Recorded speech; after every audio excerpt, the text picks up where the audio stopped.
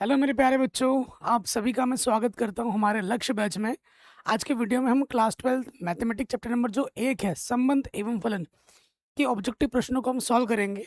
ये जो ऑब्जेक्टिव प्रश्न मैंने लिए हैं वो UP board, MP board, Rajasthan board, Uttarakhand board, Jharkhand board, Bihar board सभी के लिए इंपॉर्टेंट है। ठीक है, ऑब्जेक्टिव क्वेश्चंस का ये पार्ट 1 है आज, और पार्ट 2 कल मिलेगा आपको। ठीक है, तो जो आपकी डिमांड है सर आंखों पर, अब हमने ऑब्जेक्टिव की क्लास नई स्टार्ट कर दी है और नया सीरीज है, तो हमने नई टी शर्ट भी बना ली है अपने चैनल के नाम से।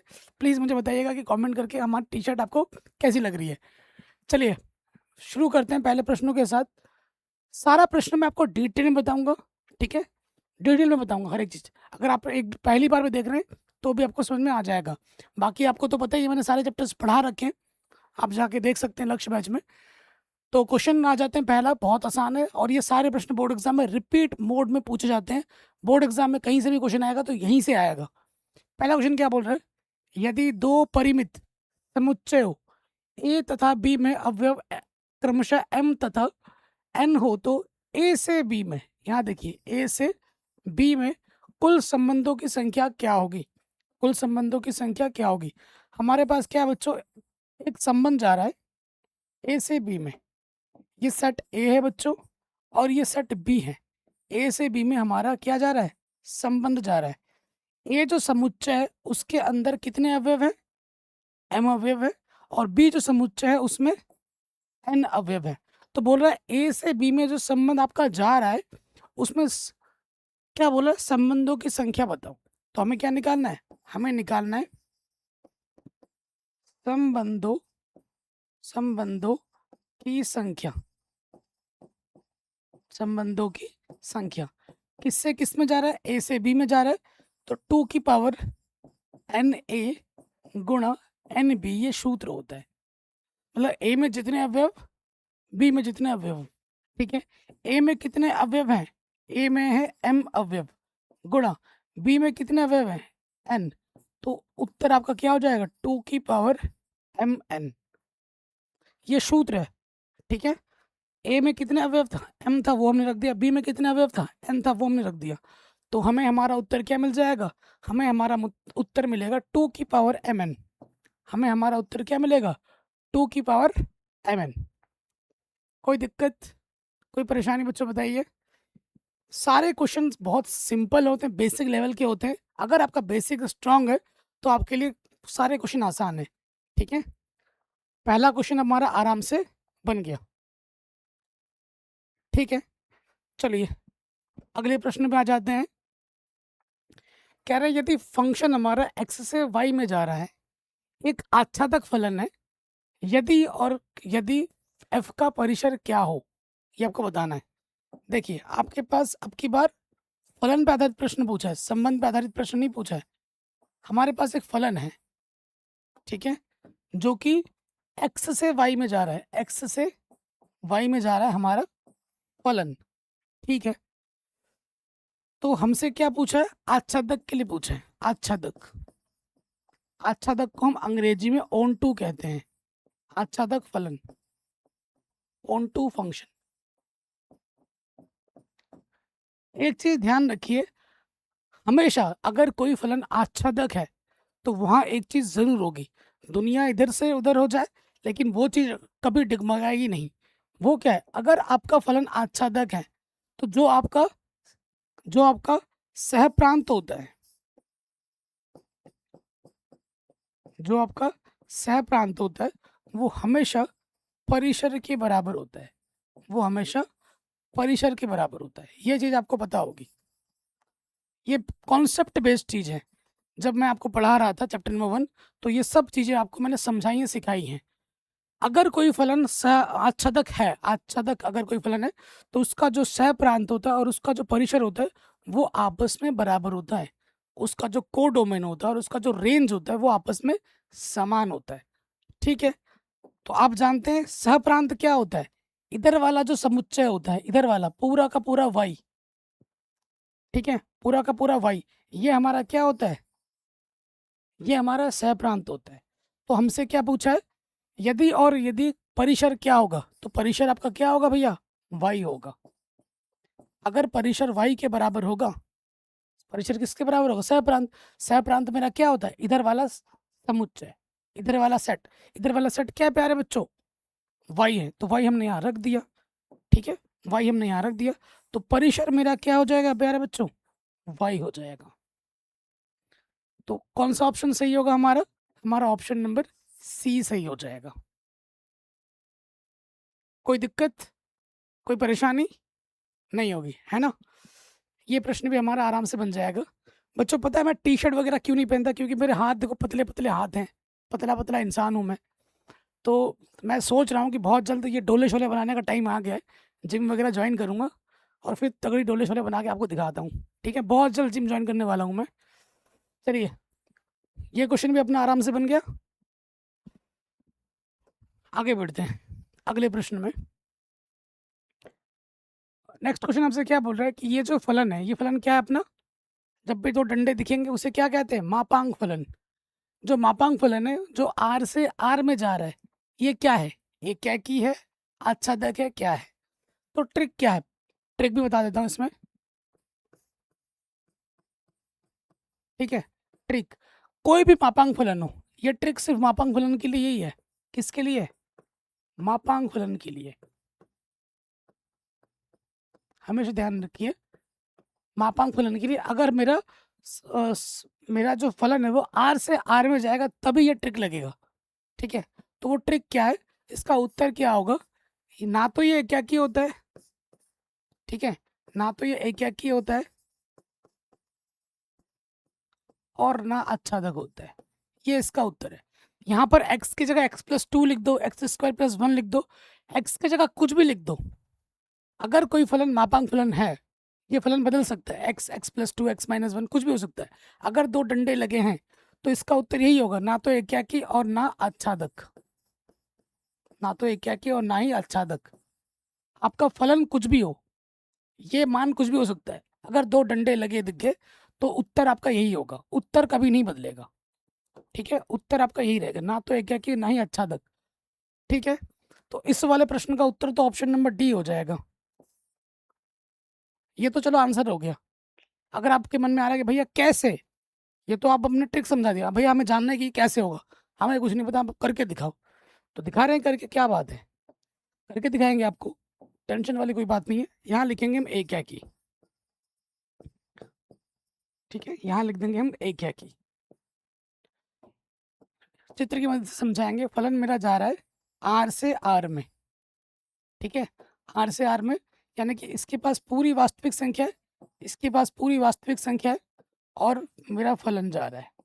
ठीक है, इसे हम x बोलते हैं, इसे हम y बोलते हैं। fx को क्या कहा जाता है? y, और y मेरा किसके बराबर है?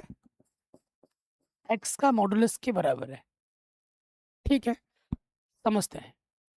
एकाकी कब होता है? जब अलग अलग इनपुट अलग अलग आउटपुट दे, उसे हम एकाकी कहते हैं। अगर दो अलग अलग इनपुट या दो से ज़्यादा अलग अलग इनपुट सेम आउटपुट दे दे तो वो एकाकी नहीं होता है, फिर उसे हम बहु एकाकी कहते हैं। तो देखो मैं यहाँ क्या ले रहा हूँ, यहाँ मैंने एक ले लिया, x की जगह पे क्या लिया? एक लिया। एक वास्तविक संख्या में आता है, बिल्कुल आता है। अब ये एक मैं यहाँ रखूंगा, यहाँ रखूंगा, एक का मापांक क्या जाएगा? एक, यानी कि f1 ने मुझे क्या दिया? जब मैंने एक रखा x की जगह पर तो f1 ने मुझे एक दिया। चलो ठीक है, अब मैं क्या रखता हूँ? -1 रखता हूँ। -1 भी वास्तविक संख्या में आता है, बिल्कुल आता है। देखिए, अब मैं यहाँ रखूंगा, यहाँ पर x की जगह पे -1, तो मॉडुलस है, बाहर आके क्या होगा? प्लस हो जाएगा, माइनस वाला क्या हो जाता है? प्लस, यानी कि मुझे f-1 ने क्या दिया? 1 दिया। यहाँ आप देखिए प्यारे बच्चों, दो अलग अलग इनपुट है लेकिन जो आउटपुट है वो दोनों का समान आ रहा है, यानी कि ये एकाकी नहीं है। ये क्या है बच्चों? बहु एकाकी है। समझ गए एकाकी क्यों नहीं है? समझ गए? अब आ जाओ आच्छादक पे। अब आच्छादक क्यों नहीं है वो देखो।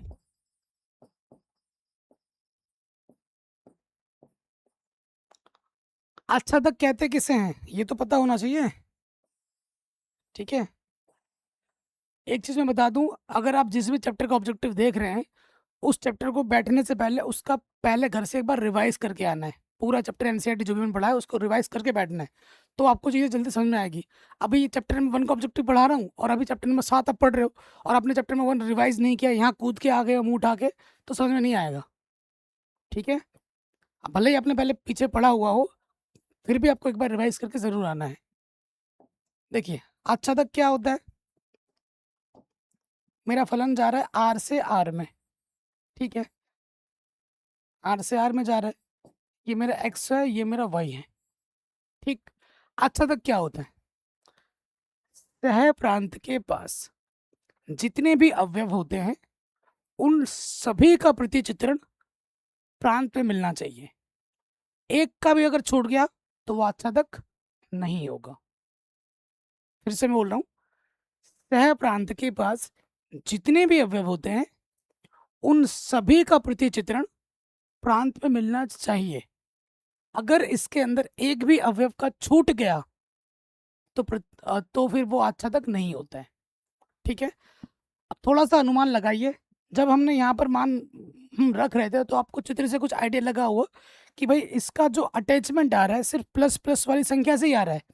आप कुछ भी यहाँ पे मान रखो, प्लस का माइनस का, यहाँ आपको सिर्फ प्लस का ही मिलेगा। यहाँ आपको प्लस का ही मिलेगा। मतलब एक तरीके से देखा जाए, ठीक है, इस एक तरीके से देखा जाए, इसके पास जो संख्या है वास्तविक संख्या है, प्लस वाली संख्या भी है इसके पास प्लस वाली संख्या भी है, इसके पास माइनस वाली संख्या भी है। लेकिन जो अटैचमेंट आ रही है इधर, ठीक है, जैसे एक बाप है, इस बाप के दो बेटियां हैं, एक प्लस एक माइनस, तो अच्छा तक कब होगा, जब दोनों बेटियों की शादी हो जाएगी। बाप फिर क्या होता है, बाप का फिर टेंशन खत्म होगा अगर जब उसकी दोनों बेटियों की शादी हो जाएगी। अगर जो बाप है उसका एक ही बेटी की शादी हो रही है, एक बेटी की हो ही नहीं रही, कभी नहीं हो रही है, कभी होगी ही नहीं, तो बाप हमेशा टेंशन में नहीं रहेगा। ठीक है, तो अगर बाप को टेंशन मुक्त करना है तो उसकी दोनों बेटियों की शादी होनी चाहिए, प्लस की भी और माइनस की भी। तो यहाँ पर जो अटैचमेंट हो रही है सिर्फ प्लस प्लस वालों के साथ ही हो रही है। आप यहाँ माइनस का रखो, प्लस का रखो, यहाँ तो प्लस का ही मिल रहा है। जो अटैचमेंट हो रहा है वो प्लस का ही बन रहा है। शादी बस प्लस की हो रही है, माइनस की तो हो नहीं रही है। माइनस बेचारी कुंवारी रह जा रही जिंदगी भर, तो बाप को तो टेंशन रहेगा ही ना, हमेशा टेंशन मुक्त होगा ही नहीं, यानी कि अच्छा तक होगा ही नहीं। तो यही से पता लग गया कि भैया अच्छा तक ये नहीं है। क्यों? क्योंकि इसके पास माइनस वाली संख्या भी तो है, किसी भी माइनस वाली संख्या का प्रतिचित्रण यहाँ नहीं मिलेगा। जैसे 1 का प्रतिचित्रण क्या है, 1 है।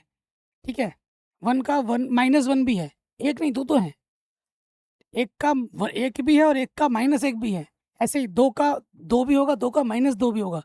लेकिन ये जो संख्या है इसके अंदर आएगी, माइनस का 1 मान लो, माइनस का 2 मान लो, माइनस का 1/2 मान लो, इस प्रकार की सारी संख्याएं छूट जाएंगी।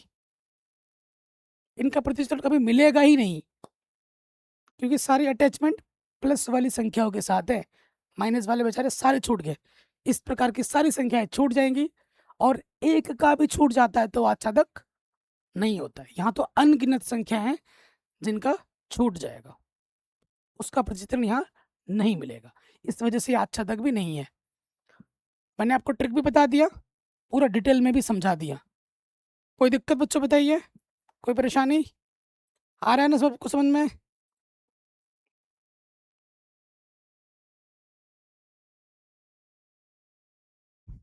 फिजिक्स की भी आएगी, सब चीज़ें आएगी। देखो आप लोग ऑब्जेक्टिव की डिमांड करें तो आज मैं ऑब्जेक्टिव पढ़ा रहा हूँ, और जब आज ऑब्जेक्टिव पढ़ा रहा हूँ तो आप बोल रहे हो सर एनसीईआरटी पहले ख़त्म कर दो। ये क्या बात होती है यार, दो नाव में पैर मत रखो। आप इतने दिन से ऑब्जेक्टिव ऑब्जेक्टिव चिल्ला रहे थे, आज ऑब्जेक्टिव पढ़ा रहा हूँ, आप बोलो एनसीईआरटी कर रहा हूँ। तो आज की क्लास खत्म करने दो, कल की क्लास खत्म करने दो, उसके बाद एनसीईआरटी स्टार्ट करेंगे। एक चैप्टर तो निपटाने दो पूरा। अगले प्रश्न पे हम आ जाते हैं। प्रश्न क्या है आपसे, क्या बोल रहे हैं, मान लीजिए कि ए आपके पास 1 2 3 है, ये आपके पास समुच्चय है, बी आपके पास ये है 4 5 6 7, और फलन आपको ये दे रखा है, ठीक है, जो कि ए से बी में जा रहा है। ठीक है, तब ये फलन कैसा है, ये क्या की है, अच्छा तक है, क्या है, बताना है। चित्र बना के देखते हैं। ये ए है, ये बी है, बड़ा आसान प्रश्न है। ये ए से बी में हमारा फलन जा रहा है, ठीक है, इसे एक्स बोलते हैं, इसे वाई बोलते हैं। ठीक। तो देखो बच्चों, एक मुझे क्या दे रहा है, 4 दे रहा है, एक मुझे 4 दे रहा है, ठीक है। दो मुझे 5 दे रहा है, दो मुझे 5 दे रहा है, ठीक है। तीन मुझे 6 दे रहा है, तीन मुझे 6 दे रहा है, ओके। अच्छा, ए के पास कितने अवयव हैं, 1 2 3, 1 2 3, ठीक है। और बी के पास क्या, 4 5 6 7, 4 5 6 7 भी है, ठीक। बी के पास क्या है, 4 5 6 7, 4 5 6 7। अब आप देखो, ध्यान से देखना, एक का संबंध 4 के साथ है, एक इनपुट एक ही आउटपुट दे रहा है। दो का संबंध 5 के साथ है, तीन का संबंध 6 के साथ है। अलग अलग हमने इनपुट रखा, हमें अलग अलग आउटपुट मिला। एक क्या की है, एक क्या की तो है। अब देखो आच्छादक है या नहीं है, आच्छादक है, बताओ। देखो 4 का प्रतिचित्रण 1 है, 5 का प्रतिचित्रण 2 है, 6 का प्रतिचित्रण 3 है, 7 का प्रतिचित्रण क्या है, कुछ है इधर, नहीं है।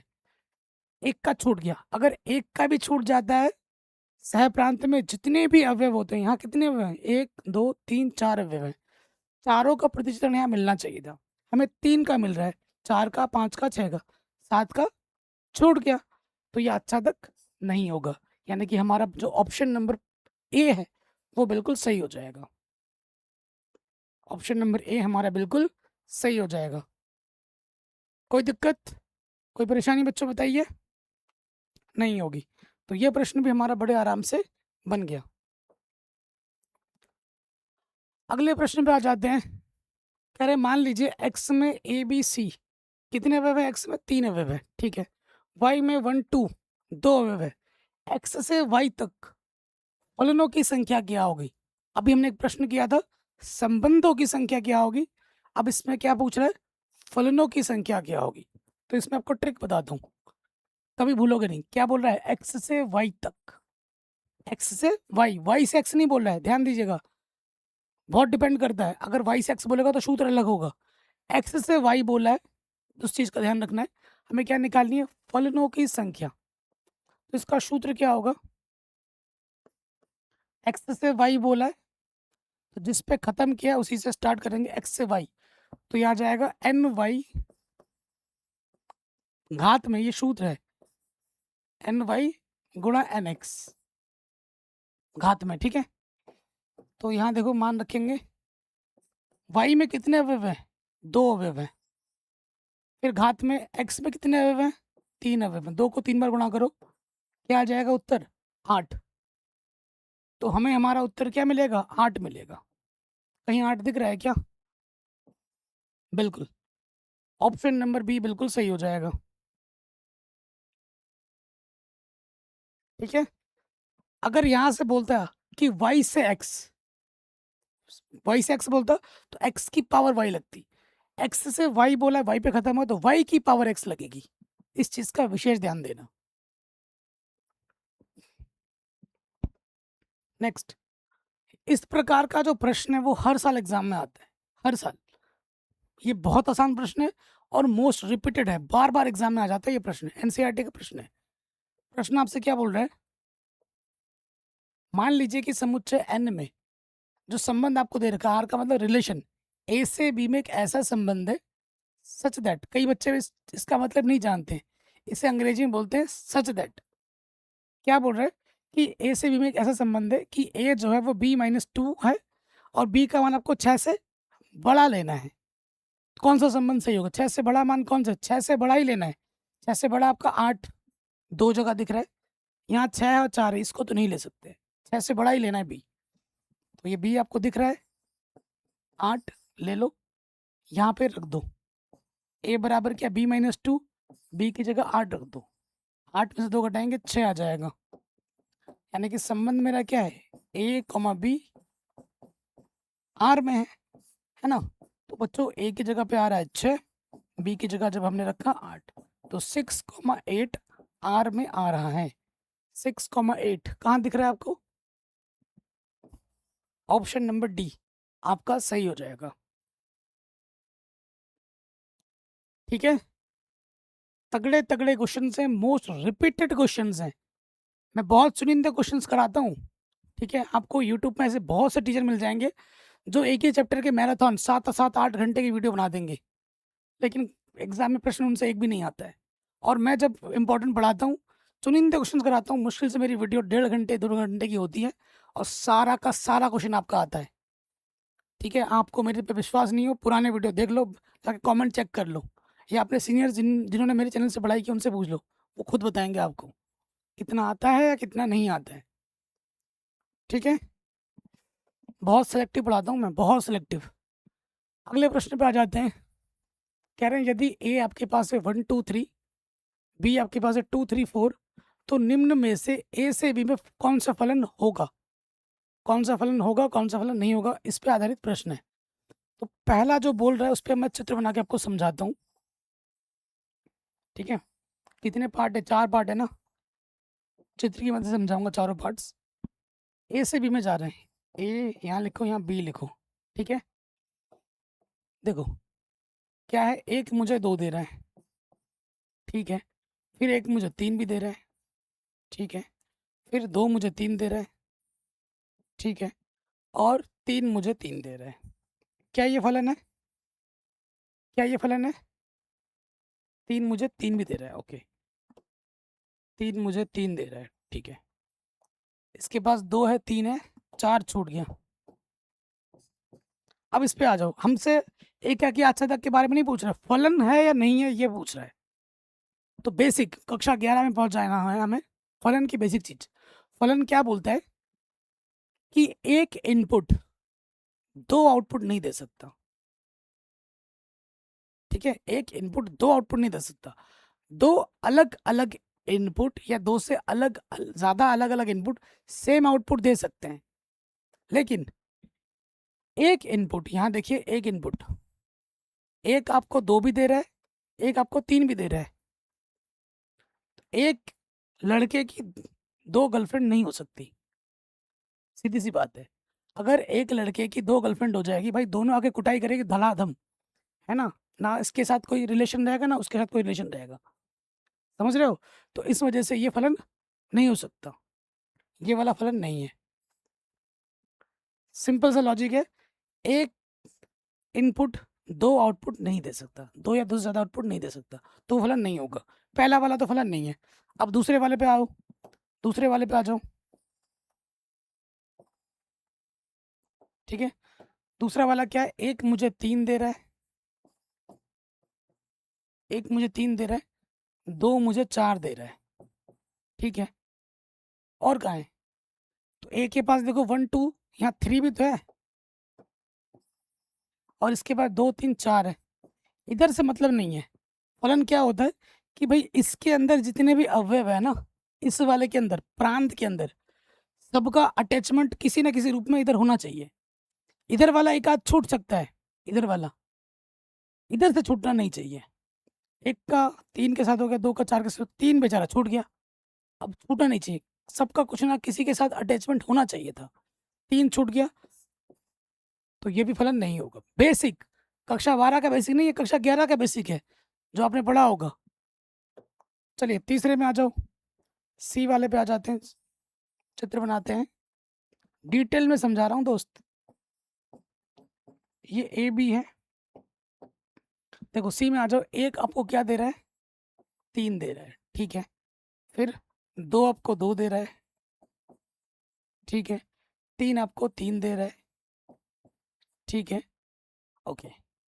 ए में कितने अवयव हैं, 1 2 3, 1 2 3, बी में 2 3 4, 2, अच्छा अच्छा, यहाँ देखो, 3 आपको 3, एक आपको 3 दे रहा है, 2 आपको 2 दे रहा है, 3 आपको फिर से 3 दे रहा है, ठीक है, 3 2 4 यहाँ पे छूट गया, चलो कोई नहीं, ये वाला अपना फलन हो जाएगा, क्योंकि देखो इसके अंदर जितने भी अवयव हैं सबका किसी न किसी के साथ अटैचमेंट है। यहाँ से खाली हो चलेगा, यहाँ खाली नहीं होना चाहिए। और 2 अलग अलग इनपुट सेम आउटपुट दे रहा है, देखो एक 3 दे रहा है, 3 भी 3 दे रहा है, चल सकता है, चलेगा। लेकिन एक इनपुट अगर 2 आउटपुट दे दे तो वो नहीं चलता, वो फलन नहीं होता, ये फलन है। तीसरा ऑप्शन सही हो जाएगा, फलन होगा, ये फलन है, तीसरा ऑप्शन हमारा सही है। अब आप बोलोगे भैया चौथा सही क्यों नहीं है, चौथा भी तो करके दिखाओ, करके दिखाते हैं।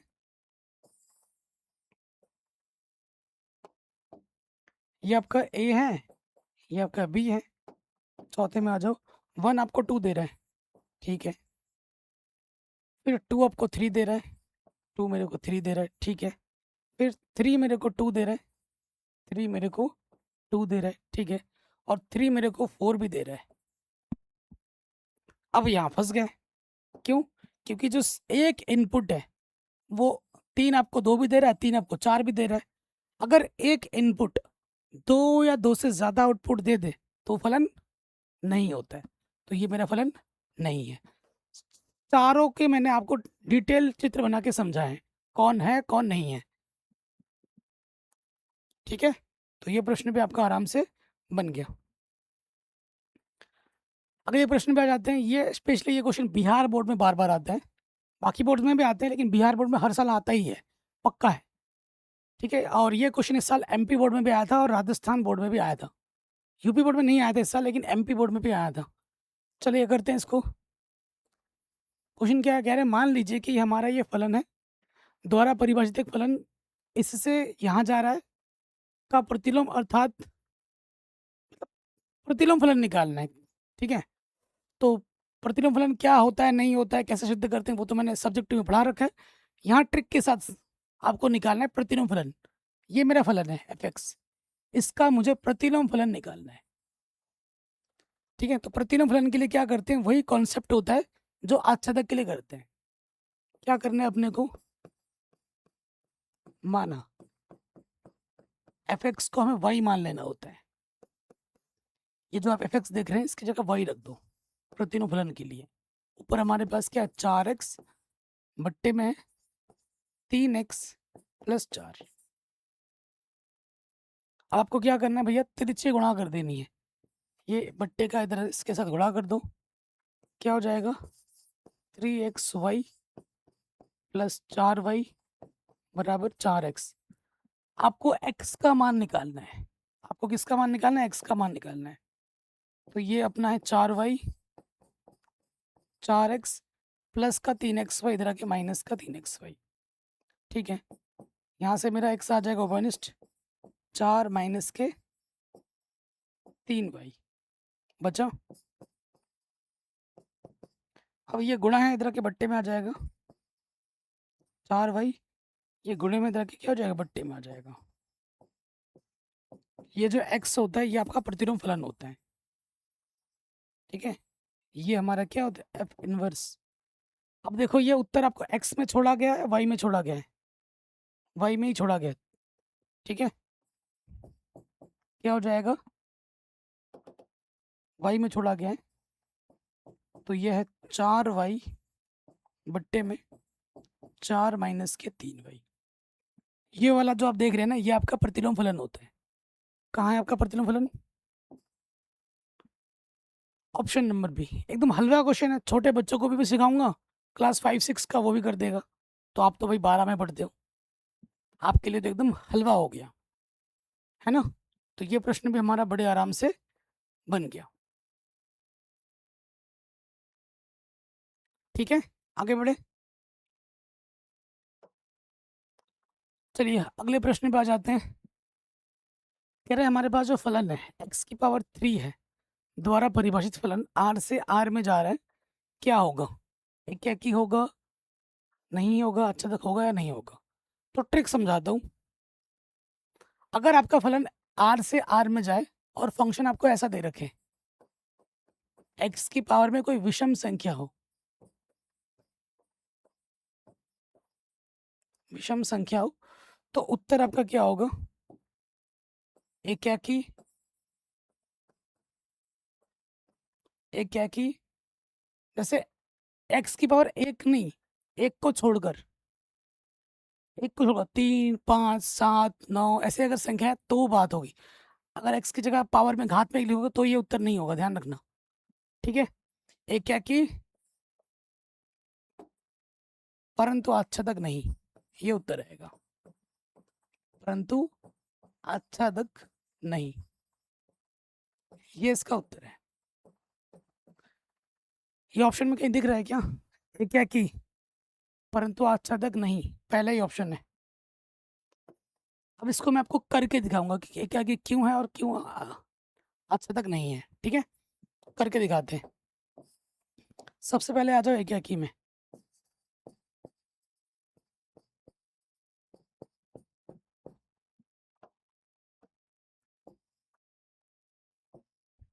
चित्र की मदद से समझेंगे। फलन मेरा आर से आर में जा रहा है, वास्तविक संख्या से वास्तविक संख्या में जा रहा है। ये मेरा एक्स होता है, ये मेरा वाई होता है। एफ एक्स को हम वाई कहते हैं, तो वाई मेरा किसके बराबर है? एक्स की पावर 3 के बराबर है। अब एक क्या की क्यों है आप खुद देखिए। कोई भी वास्तविक संख्या लो, जैसे एक्स का मान मैंने क्या ले लिया? 0 ले लिया। एक्स की जगह पे 0 रखूंगा, 0 की घात 3 क्या हो गया? 0। ठीक है, मैंने 1 लिया, 1 की घात 3 करूंगा, क्या मिलेगा मुझे? 1 मिलेगा। मैंने माइनस का 1 लिया, -1 की घात 3 करूंगा, मुझे क्या मिलेगा? -1। अब यहाँ से आपको दिख रहा है, दूध का दूध पानी का पानी, कि भाई अलग अलग इनपुट अलग अलग आउटपुट दे रहा है। जैसे मैं अगर यहाँ 2 लिखूँ, 2 की घात 3 करूँ, तो मुझे क्या मिलेगा? 8 मिलेगा। तो मैं अलग अलग इनपुट रख रहा हूँ, मुझे अलग अलग आउटपुट मिल रहा है। सेम मिला है किसी में? नहीं मिला। तो भैया ये क्या की है? ठीक है, अगर अलग अलग इनपुट अलग अलग आउटपुट दे, 0 ने 0 दिया, 1 ने 1 दिया, -1 ने -1 दिया, 2 ने 8 दिया, सब ने अलग अलग दिया। किसी का रिपीट नहीं किया कि 0 ने भी 0 दिया हो और 1 ने भी 0 दिया हो। ऐसा हो रहा है? नहीं हो रहा है। सबने यहाँ अलग रखा है, वहाँ अलग मिला आपको, सेम टू सेम किसी का नहीं आया है। तो ये क्या की है? अब अच्छा तक क्यों नहीं है, आइए देखते हैं।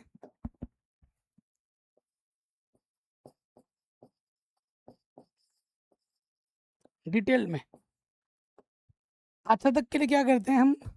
एफ एक्स को वाई मानते हैं। जब सब्जेक्टिव प्रश्न करते हो तो डिटेल में दिखाना पड़ता है। एफ एक्स को वाई मानते हो, तो वाई बराबर मेरे पास क्या है प्यारे बच्चों? X cube. एफ एक्स की जगह वाई रखा, वाई बराबर क्या हो गया? X cube. अब आपको क्या करना है? एक्स का मान निकालना है। यहाँ से 3 घात हटाओगे और इसके 1 के बट्टे में वो घात आ जाती है। एक्स बराबर मेरे पास क्या है? वाई की पावर 1/3। ठीक है, अब आपको चित्र बना के दिखाता हूँ।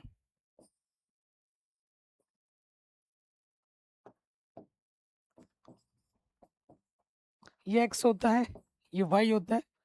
एक्स किसके बराबर है? वाई की पावर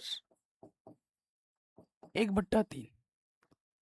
एक्स किसके बराबर? वाई की पावर 1/3। अच्छा तक क्या होता है कि सह प्रांत के अंदर जितने भी अवयव हैं, उन सभी का प्रतिचित्रण यहाँ मिलना चाहिए, इसके अंदर का मिलना चाहिए। अगर एक का भी छूट गया तो फिर वो अच्छा तक नहीं होगा। ठीक है, मैं एक छोटा सा एक अवयव लेता हूँ, -2। वाई बराबर मैंने क्या ले लिया? -2। अब इसका प्रतिचित्रण आर के अंदर मिलना चाहिए, वास्तविक संख्या के अंदर मिलना चाहिए। ठीक, -2 आर में आता है, वास्तविक संख्या में आता है। मैंने वाई बराबर क्या लिया? वाई बराबर -2 लिया, तो ये सूत्र में रखूंगा, तो इसका प्रतिचित्रण क्या हो जाएगा? x -2 की पावर 1/3। देखो, कोई भी संख्या हो, अगर घात में रेडिकल्स हो, रेडिकल्स का मतलब 1/2, 1/3, 1/5, 1/7, इस तरीके की संख्याएं हो, और ब्रैकेट के अंदर नेगेटिव हो, तो वो वास्तविक संख्या नहीं होती है। ये मेरी कैसी संख्या है? ये मेरी वास्तविक संख्या नहीं है। ये मेरी कैसी संख्या है? काल्पनिक संख्या है। काल्पनिक संख्या है ये मेरे भाई। तो हमने तो वास्तविक संख्या ली थी। ऐसे कितने सारे नेगेटिव होंगे इसके पास? अनगिनत। मैंने तो 1 लिया है, -2। जैसे ही मैंने इस सूत्र में रखा, मुझे दिखा कि इसका प्रतिचित्रण ये आ रहा है, लेकिन ये भैया वास्तविक संख्या में नहीं आता है। इसके अंदर का ही मिलना चाहिए था ना। आउटसाइड एलिमेंट अलाउड नहीं होते हैं। तो उसी के अंदर का मिल गया, उसी के अंदर का मिल गया ना। मिला उसी के अंदर का? नहीं मिला, तो ये काल्पनिक संख्या मिला। तो इसका प्रतिचित्रण अपने को नहीं मिला, इसका प्रतिचित्रण इधर नहीं है। एक का भी अगर छूट जाए तो फिर वो अच्छा तक नहीं होता है। इसके अंदर जितने भी नेगेटिव संख्या हैं, किसी का भी यहाँ पर प्रतिचित्रण नहीं मिलेगा। आपने एक का दिखा दिया वही बहुत है, इसलिए ये आच्छादक नहीं होगा। तो ये डिटेल्ड एक्सप्लेनेशन मैंने दे दिया, ट्रिक भी बता दी, डिटेल में भी बता दिया। जो आपको अच्छा लगे एग्जाम में कर सकते हैं, ठीक है। तो ये भी हो गया अपना बड़े आराम से क्लियर। आगे बढ़े बच्चों।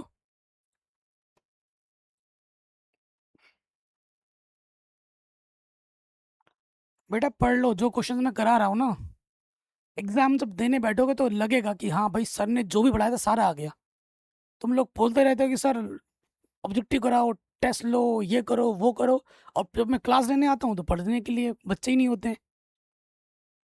कोई बात नहीं, मत पढ़ो, अपना काम है पढ़ाना, बाकी आपका काम है पढ़ना।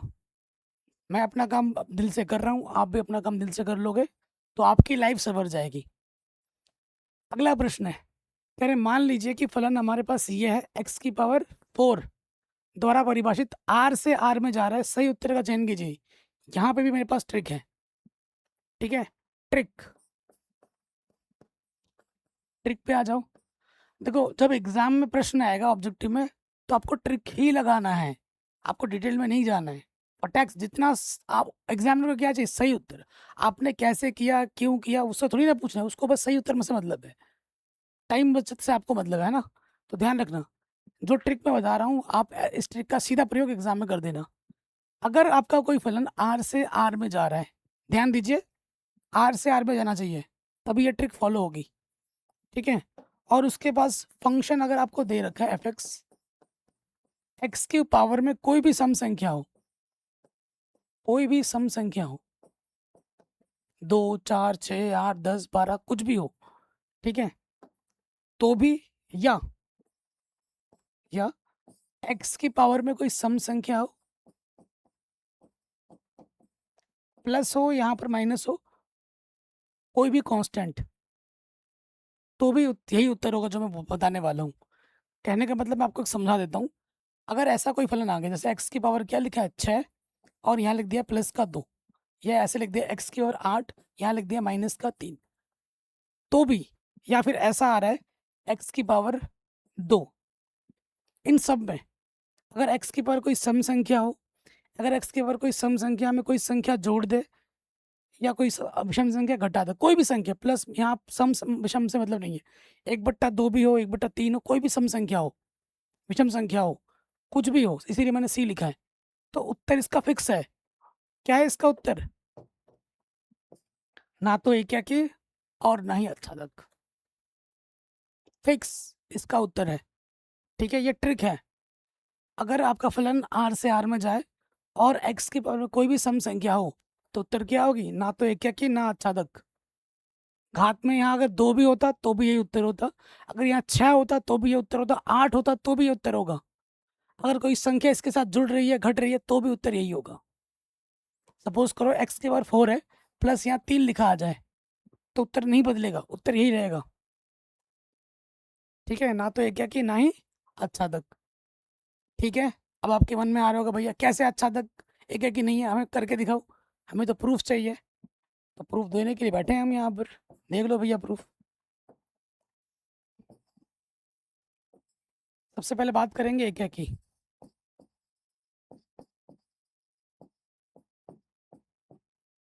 सबसे पहले बात करेंगे एक या की। एक या की हमारा आर से आर में जा रहा है फलन, वास्तविक संख्या से वास्तविक संख्या में, ठीक है। ये मेरा एक्स होता है, ये मेरा वाई होता है, और वाई मुझे दे रखा है एक्स की पावर 4, है ना। चलिए मैं यहाँ क्या करता हूँ, मैंने एक लिखा, सिंपल सी बात है, मैंने एक लिखा एक्स की जगह पर, एक आर से लिया है मैंने, और इसमें रखूंगा 1 की घात 4 करूंगा, क्या आएगा, एक ही आएगा, 1 की घात कुछ भी हो एक ही होता है। अब मैंने लिया -1, सूत्र में रखूंगा -1 की घात 4 करूंगा, क्या आएगा, 1। दो अलग अलग इनपुट सेम आउटपुट दे रहे हैं, अगर दो अलग अलग इनपुट या दो से ज्यादा अलग अलग इनपुट सेम आउटपुट दे तो क्या वो एक ही होता है, नहीं, वो होता है बहु एक ही, तो ये एक ही नहीं है, ठीक है। ऐसे ही अच्छा तक पे आ जाऊं।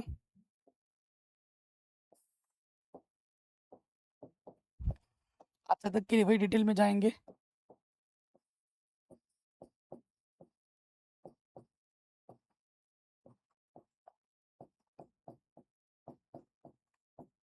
अच्छा तक के लिए क्या करते हैं, माना x को y मान लो, तो y बराबर क्या है बच्चों मेरे पास x की पावर 4 हो जाएगा। इसकी जगह y रखेंगे, y बराबर हो जाएगा x की पावर 4। अब मुझे x का मान निकालना है, तो ये जो घात में 4 है वो 1 के बट्टे में आ जाएगा, तो y बराबर क्या हो जाएगा, x बराबर क्या हो जाएगा, y की घात में 1/4। अब मैं आपको बना के दिखाता हूँ चित्र में।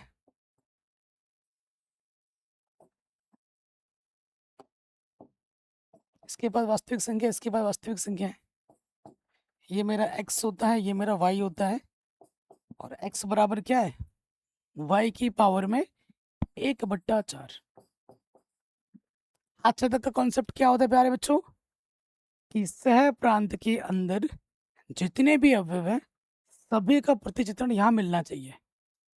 कहाँ मिलना चाहिए, प्रांत में। एक का भी छूट गया तो वो आच्छादक नहीं होगा, ये आप जानते हैं। तो हम क्या करेंगे, मैं आपको एक छोटी संख्या लेता हूँ, क्या लेता हूँ, -7 ले लेता हूँ, धोनी का फेवरेट नंबर। ठीक है, अब देखते हैं क्या इसका प्रतिचित्रण यहाँ मिलता है। मैंने क्या लिया, y बराबर -7 लिया, यहाँ रखूंगा y की जगह -7, घात में क्या है 1/4। मैंने अभी बोला था कि कोई भी नेगेटिव संख्या और उसके पावर में 1 के बट्टे में 2, 1 के बट्टे में 3, 1/4, 5 कुछ भी हो तो वो वास्तविक संख्या नहीं होती है। ये वास्तविक संख्या नहीं है, इसका प्रतिचित्रण मुझे यहाँ पर नहीं मिला। मिला जो मिला है वो आर में नहीं है ना, आर के अंदर का आना चाहिए था, वास्तविक संख्या का होना चाहिए था। ये तो काल्पनिक संख्या मिल रहा है, तो एक का भी जब छूट जाए तो वो आच्छादक नहीं होता है, तो ये आच्छादक नहीं है। ना तो ये क्या की है, ना ही आच्छादक। वो मैंने आपको स्टार्टिंग में ही बोल दिया था कि इसका उत्तर ये आएगा, तो मैंने आपको ट्रिक भी बता दिया और डिटेल्ड में भी आपको समझा दिया है। ट्रिक भी बता दिया और डिटेल में भी आपको मैंने समझा दिया। ठीक है प्यारे बच्चों, ये क्वेश्चन भी आपका आराम से बन गया। अगले प्रश्न में आ जाते हैं, एग्जाम में आता है, कह रहे यदि समुच्चय ए में 5 अवयव है तथा समुच्चय बी में 6 अवयव है तो ए से बी में एकाकी तथा आच्छादक, ठीक है, प्रतिचित्रणों की संख्या ज्ञात कीजिए। ये एनसीईआरटी में नहीं है, ये जो आप टॉपिक देख रहे हैं ये एनसीईआरटी में नहीं है, लेकिन एग्जाम में प्रश्न आता है। ठीक है, यहाँ पर क्या है, क्या पूछा आपसे, एकाकी तथा आच्छादक प्रतिचित्रणों की संख्या बताओ। इसके दो केस होते हैं। तो पहले पहले प्रश्न में आते हैं, कह रहे हैं जो हमारा यदि समुच्चय ए से ए में 5 अवयव है, समुच्चय ये ए है और ये समुच्चय बी है, ये ए समुच्चय है, ये बी समुच्चय है। ए में 5 अवयव है, बी में 6 अवयव है, तो ए से बी में एकाकी तथा आच्छादक प्रतिचित्रणों की संख्या बतानी है, क्या होगी। देखिए, ए में कितने अवयव है, 5, बी में कितने अवयव है, 6। अगर आपसे पूछे एकाकी तथा आच्छादक प्रतिचित्रणों की संख्या और ए में कुछ हो बी में कुछ हो, यार ये और ये अलग हो, ए और बी की मान अलग अलग है, सेम टू सेम नहीं है, तो इसका उत्तर क्या होगा, सीधा 0। अगर ए और बी, ए में जो अवयव हैं बी में जो अवयव हैं वो अलग अलग है, तो एकाकी और आच्छादक प्रतिचित्रणों की संख्या 0 होती है। कहीं 0 दिख रहा है आपको, सी। अब दूसरा केस क्या है, ये तो पहला केस जो आपसे एग्जाम में पूछ दिया है। दूसरा केस क्या बन सकता है जो एग्जाम में और पूछ दे, वो भी बता देता हूँ। सपोज करो यही प्रश्न आपको घुमा दे, ये आपका ए है, ये आपका बी है, ठीक है। ए में भी मैंने लिख दिया 5 अवयव है, बी में भी लिख दिया मैंने 5 अवयव है, दोनों में सेम टू सेम है, ए बराबर बी है। अब आपसे पूछ रहा है कि बताओ एकाकी तथा आच्छादक प्रतिचित्रणों की संख्या क्या होगी। इसमें अलग अलग था तो उत्तर 0 था, इसमें सेम टू सेम है तो उत्तर क्या होगा, तो उस स्थिति में उत्तर क्या होता है इसका? Factorial n। क्या होता है? Factorial n। ध्यान रखिए दिमाग में, n की जगह पर क्या है? 5। दोनों में सेम टू सेम है, 5 है अपना n। तो फैक्टोरियल 5 करो, फैक्टोरियल 5 खोल दो इसको। 5 गुणा 4 गुणा 3 गुणा 2 गुणा 1 करो। 5 चौको 20, 3 दूनी 6, 20 गुणा 6, 6 दूनी 12। ये तो इस स्थिति में एक एकी तथा आच्छादक प्रतिचित्रणों की संख्या कितनी होगी? 120 होगी। जब सेम टू सेम होता है फॉर्मूले लगेगा फैक्टोरियल n, जब सेम टू सेम नहीं है तो आंसर आ जाएगा सीधा 0। एक एकी तथा आच्छादक प्रतिचित्रणों की संख्या क्या होगी? 0 होगी। सिंपल, पढ़ते ही आपके दिमाग में छप जाना चाहिए। ये क्वेश्चन भी आपका आराम से बन गया, कोई दिक्कत नहीं होगी। हाँ, ये क्वेश्चन अगला है, सिंपल, बहुत ही सिंपल। ये सारे प्रश्न जो भी मैंने कराए हैं सभी प्रश्न बोर्ड एग्जाम में पूछे गए हैं। ऐसा एक भी प्रश्न है जो बोर्ड एग्जाम में कभी ना आया हो, ठीक है, ध्यान रखिएगा इस बात का। कह रहे मान लीजिए कि जो मेरा फलन है वो r से r में जा रहा है, वास्तविक संख्या से वास्तविक संख्या में जा रहा है, और जो मेरा फलन है वो 1 के बट्टे में x है, x मेरा r से आ रहा है, ठीक है। तो बताओ क्या है, एक क्या की है, अच्छा तक है, क्या है? तो सबसे पहली बात देखो, x कहाँ से आ रहा है? r से आ रहा है। तो r के पास तो 0 भी होता है, 0 होता है ना वास्तविक संख्या, तो x के जगह पे तो 0 भी है, 0 भी r के अंदर है। क्या 0 को इसमें मना किया गया है? नहीं मना किया गया है। तो मैं x के जगह पे 0 ले सकता हूँ, बिल्कुल सकता हूँ। तो ले लेता हूँ x के जगह पे 0। जैसे ही मैं x की जगह 0 रखूंगा ये क्या हो जाएगा? अपरिभाषित। फलन ही मेरा परिभाषित नहीं है भाई, प्रश्न में फलन ही परिभाषित नहीं है। एक क्या अच्छा तक की बात ही छोड़ दो, तुम्हारा उत्तर क्या हो जाएगा? फलन परिभाषित नहीं है। इसकी बात तो बाद में करेंगे, फलन ही मेरा परिभाषित नहीं है तो एक अच्छा तक की बात कहाँ से करें? तो ऑप्शन नंबर डी सही होगा। ऑप्शन नंबर कौन सही होगा? डी सही होगा, ठीक है। आगे बढ़ते हैं, नेक्स्ट। कह रहे समुच्चय हमारे पास है जिसके अंदर 3 अवयव हैं, 1 2 3, और आर में हमारे पास है, हमें संबंध, आर का मतलब रिलेशन संबंध दे रखा है, 1 से 1, 2 से 2, 3 से 3, 1 से 2, 2 से 3। क्या ये सम्मित है, स्वतुल्य है, संक्रामक है, या क्या है, ये आपको बताना है। तो जो संबंध हमें दे रखा है उसको हम चित्र के रूप में बना के देखते हैं, ठीक है। ओके, इसके अंदर ये मेरा संबंध जा रहा है, संबंध देखो। अच्छा, इसके चित्र की तो जरूरत नहीं है ना, चित्र क्यों बना रहा हूँ मैं यार। सबसे पहले बात करते हैं स्वतुल्य। किसकी बात करते हैं? स्वतुल्य की बात करते हैं। तो समुच्चय के अंदर मेरे पास कितने अवयव हैं? समुच्चय के अंदर मेरा है 3 अवयव, 1 2 3। तो स्वतुल्य में क्या होता है, जितने अवयव हैं उनका संबंध खुद का खुद के साथ होना चाहिए। जैसे 1 का 1 के साथ, 2 का 2 के साथ, 3 का 3 के साथ, है क्या? 1 का 1 के साथ, 2 का 2 के साथ, 3 का 3 के साथ। तो भैया ये स्वतुल्य है, स्वतुल्य तो है। अब हम चेक करेंगे सम्मित। सम्मित क्या होता है? अगर ए का संबंध बी के साथ है तो बी का संबंध किसके साथ होना चाहिए? ए के साथ। चेक करके देखो। तो देखो भैया, यहाँ देख लीजिए, एक का संबंध 2 के साथ है, तो क्या 2 का संबंध ए के साथ है? चेक करके देख लो, एक का संबंध 2 के साथ है आर में, तो क्या 2 का संबंध 1 के साथ है आर में? 2,1 देखो, मिल रहा है क्या आपको कहीं पर भी 2,1? नहीं मिल रहा, तो ये सम्मित नहीं है। स्वतुल्य देख लिया, स्वतुल्य तो है, सम्मित नहीं है। संक्रामक भी देख लेते हैं। संक्रामक में क्या होता है? अगर ए का संबंध बी के साथ है, बी पे खत्म किया है तो बी से स्टार्ट करना चाहिए। बी का संबंध सी के साथ है तो हमारा ए का संबंध किसके साथ होना चाहिए? सी के साथ। तब जाके वो क्या होता है? संक्रामक, है ना। तो देखो, ऐसा अवयव ढूंढो। देखो यहाँ 1 का 2 पे खत्म हुआ है, 2 से स्टार्ट करो, 2 का 3 पे हुआ है, तो 1 का किसके साथ होना चाहिए? 3 के साथ होना चाहिए। देखो, चूंकि 1, 2 आर में है,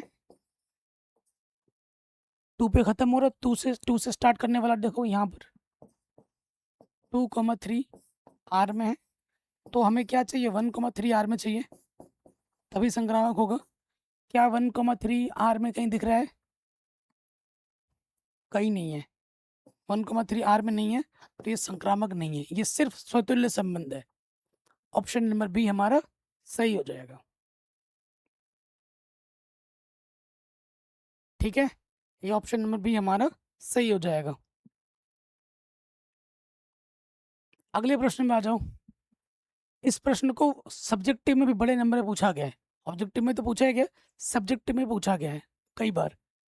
कह रहे हैं यदि एक्स वाई तल में स्थित समस्त रेखाओं का समुच्चय एल है, और एल में जो हमें संबंध दे रखा है कि L1 और L2 में एक ऐसा संबंध है, L1 L2 के समांतर है।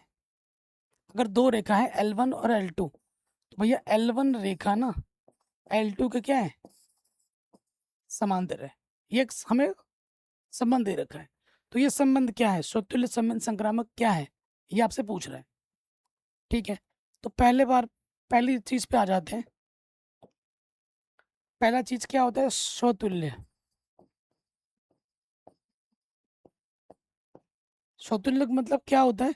खुद का संबंध खुद के साथ, खुद का संबंध खुद के साथ, स्वतुल्य, सममित, और यहां लिखेंगे हम संक्रामक। ठीक है, स्वतुल्य क्या होता है? खुद का संबंध खुद के साथ। जैसे मैंने एक रेखा ले लिया L1, तो क्या होना चाहिए? L1 का संबंध L1 के साथ होना चाहिए। L1 का संबंध यानी कि खुद रेखा खुद के क्या होना चाहिए? समांतर। क्या होना चाहिए? समांतर होना चाहिए। तो ये जो खुद रेखा है, अकेला रेखा अकेले के क्या होता है? समांतर होता है, तो ये कंडीशन हो जाएगी, स्वतुल्य है। सममित है कि नहीं? सममित का क्या होता है? अगर L1 का संबंध L2 के साथ है, तो हमें दिखाना होता है कि L2 का संबंध L1 के साथ होगा। अगर L1 L2 के साथ संबंध है, इसका मतलब क्या हुआ प्रश्न के अनुसार? कि भैया L1 और L2 रेखा आपस में क्या है? समांतर है। अगर L1 रेखा L2 के समांतर है, तो सीधी बात है L2 भी तो L1 के समांतर होगा। अगर ये रेखा इसके समांतर है, तो ये रेखा भी तो इसके समांतर होगी। तो इसका मतलब है L2 का संबंध L1 के साथ हो जाएगा, सममित भी है। संक्रामक में आ जाओ। संक्रामक में क्या होता है कि अगर L1 का संबंध L2 के साथ है, यानी कि L1 रेखा L2 के क्या है? समांतर है। ठीक है, L2 पे खत्म हो तो L2 से स्टार्ट करो। L2 का संबंध L3 के साथ ले लो, यानी कि L2 रेखा L3 के समांतर है। L2 रेखा L3 के समांतर है, तो ऑब्वियसली बात है, अगर ये रेखा इसके समांतर है, ये रेखा इसके समांतर है, तो ये रेखा और ये रेखा भी तो आपस में क्या होगी? समांतर होगी। L3 L1 L3 के समांतर हो गया, यानी कि L1 का संबंध किसके साथ हो गया? L3 के साथ हो गया।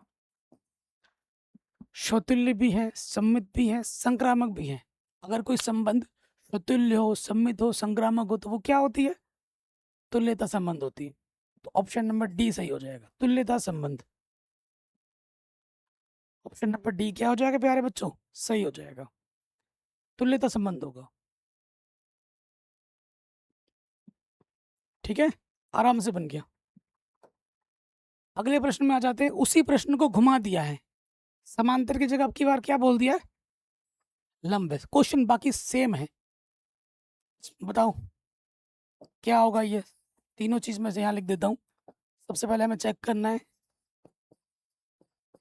स्वतुल्य, फिर हमें चेक करना है सममित, फिर हमें चेक करना है संक्रामक। ठीक है, ये चीज अपने को चेक करनी थी। सबसे पहले स्वतुल्य यानी कि L1 का संबंध L1 के साथ होना चाहिए। क्या होगा? ये जो रेखा है L1, खुद रेखा खुद के लंबवत हो सकती है? लंबवत क्या होता है? अगर ये रेखा गई, ये दूसरी रेखा गई, इसके बीच में 90 अंश का कोण बनना चाहिए। लंब बोले तो 90 अंश का कोण। तो एक रेखा, ये रेखा खुद के साथ 90 अंश का कोण बना सकती है? बिल्कुल नहीं बना सकती, समतुल्य नहीं है। सममित पे आ जाओ। हमने क्या लिया? L1 का संबंध L2 के साथ ले लिया कि क्या किया कि भैया ये जो L1 रेखा है L2 के साथ क्या है? 90 अंश का कोण बना रही है। अगर L1 रेखा L2 के साथ 90 अंश का कोण बना रही है, तो L2 रेखा भी तो L1 के साथ 90 अंश का कोण बना रही है। बिल्कुल बना रही है। तो L2 का संबंध L1 के साथ हो जाएगा, यानी कि ये सममित है। ये सममित है। संक्रामक में आ जाओ। अगर L1 का संबंध L2 के साथ लोगे तो क्या होगा? ये L1 रेखा है, ये L2 रेखा है। L1 L2 के समान L1 L2 के लंबवत है, ठीक है। L2 पे खत्म किया है तो L2 से शुरू करना होगा। L2 को मैं L3 लो। L2 रेखा इस L3 रेखा की क्या है? लंबवत है, ठीक है। तो क्या L1 और L3 आपस में लंबवत होंगे? देखो, ये जो रेखा है और ये जो रेखा है वो आपस में लंबवत है? संपाती है, लंबवत नहीं है। एक रेखा है, एक रेखा है, संपाती हो गई, लंबवत तो हुआ नहीं। तो ये लंबवत नहीं हुआ, तो इसमें नहीं है। तो ये संक्रामक भी नहीं है। सिर्फ ये क्या है बच्चों? सममित है। तो ये ऑप्शन सही हो जाएगा। आर सिर्फ सममित है। आर क्या है प्यारे बच्चों? सिर्फ सममित है, ठीक है। तो ये प्रश्न भी हमारा बड़े आराम से बन गया, कोई दिक्कत नहीं है। अगले प्रश्न पे आ जाते हैं। ये एनसीईआरटी का प्रश्न है, तगड़ा प्रश्न है, अब कई बार पूछा गया बोर्ड एग्जाम में, बहुत बार पूछा गया है। एनसीईआरटी का प्रश्न है, कह रहे फलन मेरा आर से आर में जा रहा है और फंक्शन मेरा ये 3x है। इसमें भी ट्रिक लगेगा, ठीक है। इसमें भी ट्रिक है। यहाँ 3 की जगह 4, 5, 10 कोई भी संख्या हो सकती थी, कुछ भी हो जाए, उत्तर वही रहेगा, ठीक है। 3, 4, 5, 10 कुछ भी हो जाए, यहाँ पे कोई भी संख्या हो सकती है, 1/2 √3 कुछ भी हो सकता था। द्वारा परिभाषित क्या है? एकाकी है, आच्छादक है, क्या है ये आपको बताना है। तो ये एकाकी भी है और आच्छादक भी है, दोनों है। ये इसका उत्तर है, ठीक है। तो इसका उत्तर क्या हो जाएगा? एकाकी आच्छादक पहला वाला होगा। जब आर से आर में जाए और एफ एक्स बराबर कोई भी संख्या हो, गुणे में एक्स हो, तो ये उत्तर होता है एकाकी आच्छादक। कैसे आपको बताता हूँ। सबसे पहले हम चेक करेंगे एकाकी चित्र की मदद से।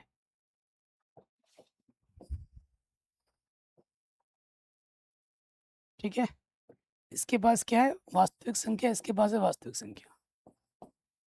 ये मेरा x होता है, ये मेरा y होता है, और y मेरा किसके बराबर है? 3x। देखो, अगर मैं 1 रखूंगा x की जगह पर, 3 गुणा 1 तो मुझे 3 मिला, 1 रखने पे 3 मिला। अगर मैं 2 रखूंगा, 3 दूनी 6। अलग अलग इनपुट, अलग अलग आउटपुट दे रहे हैं, ये क्या की है। अच्छा तक पे आ जाओ, अच्छा तक पे आ जाओ। अच्छा तक के लिए क्या करते हैं, डिटेल में दिखा रहा हूँ। क्या करते हैं, एफ एक्स को y मान लेते हैं। तो y बराबर क्या है मेरे पास? 3x। तो हमें x का मान निकालना होता है। x का मान क्या आ गया? y के बट्टे में 3।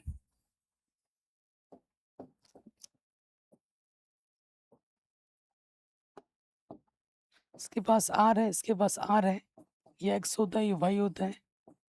x बराबर क्या है आपके पास सूत्र? y के बट्टे में 3, ठीक है। तो ये अच्छा तक हो जाएगा।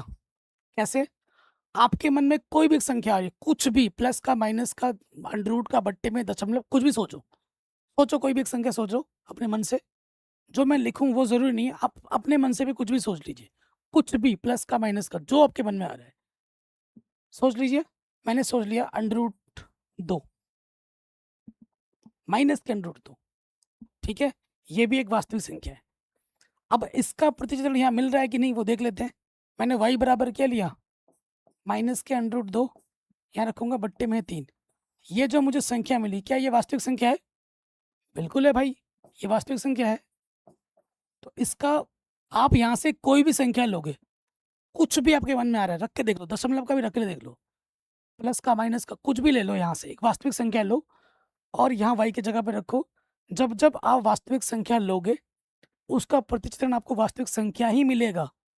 अगर आप 0 भी लेते हो, तो 0/3 क्या होगा? 0। तो 0 भी क्या है? एक वास्तविक संख्या है। तो ये आच्छादक है, क्योंकि इसके सहप्रांत के प्रत्येक अवयव का प्रतिचित्रण यहाँ मिल रहा है, यानी कि ये आच्छादक है। तो मैंने बोला था, आपका ट्रिक बता दिया था कि ये क्या क्या आच्छादक दोनों होगा, कारण भी मैंने आपके सामने दे दिए हैं। ठीक है प्यारे बच्चों, तो ये क्वेश्चन भी आपका आराम से बन गया। तो आज की कक्षा को हम यहाँ समाप्त करते हैं। आई थिंक 1 घंटे से ऊपर हो गया होगा।